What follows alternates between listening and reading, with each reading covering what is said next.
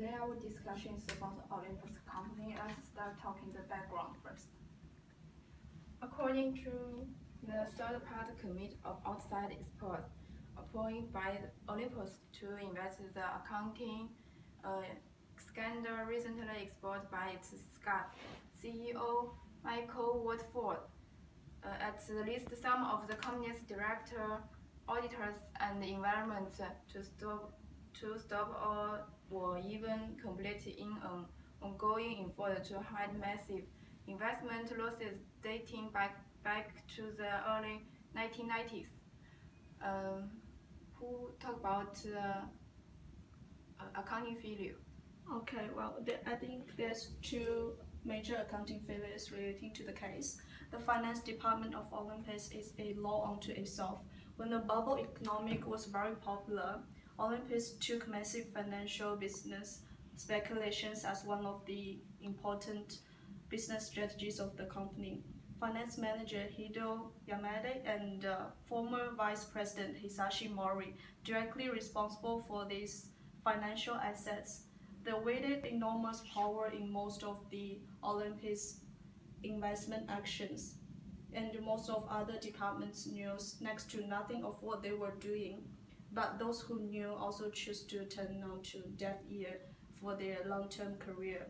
And another cause of this accounting failure is inappropriate choice of the accounting policy. In 2001, when faced with the change in accounting policy on the consolidation financial statements and process of fair value, the management team used protocol loopholes to transfer the assets and liabilities through off the balance sheet items in order to cut the loss of the books.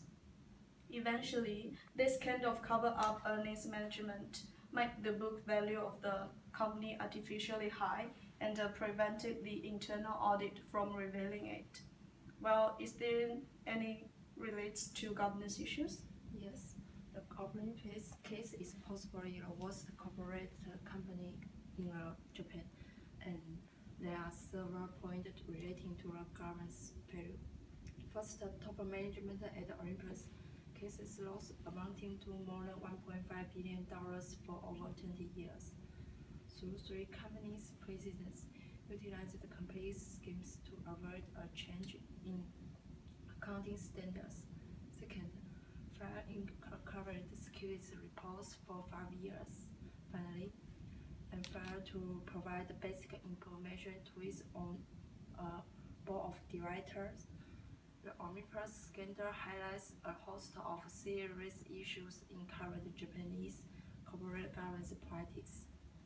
Anything else to add? Yes, in a country where only have two listed companies have any outside directors. 3 out of the 15 of Olympus directors were outsider.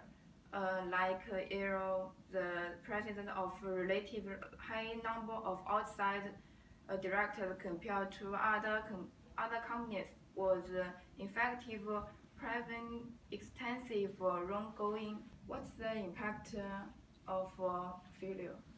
The impact of the failure is most of the board resigned because 75 to 80% of the Olympus stock market valuation is wiped off investigation across Japan, the UK, and US. Also, 11 of the past or present Japanese directors, senior managers, auditors, and bankers are arrested of being suspected of criminal activities or cover-up. This brings out the predominant corporate governance and transparency, and the Japanese financial market are seriously chaos and being concerned. Also, in 2012, Olympus Woodford a £10 million of compensation for defamation and wrongful dismissal. By 2015, Olympus would reduce its cost base by shedding 7% of its workforce, about 2,070 jobs. Also cut down on 40% of its daily manufacturing plants. So based on your discussion, Olympus companies due to big merger and acquisition to feel that 110 billion yen loss. There are serious failure loss in the of the internal control that resulted in nobody who within the company question about the company's outflow, margins, and acquisition in huge expenses. The top managers were able to hiding the financial issue of the company for 2 decades. Moreover, the information assessment tree as one of the important reasons caused the investors benefit loss. Therefore, the company needed to pay more attention on integrity of the information disclosure and the key information analysis to protect investors' benefits. The external auditors, as the third party, not assumed responsibility to disclose the facts to public. They have no obligation to do that according to the law. Well, due to the high expectation from public, it's ambivalent for external auditing institutions in protect their customer data information and be responsibility to public.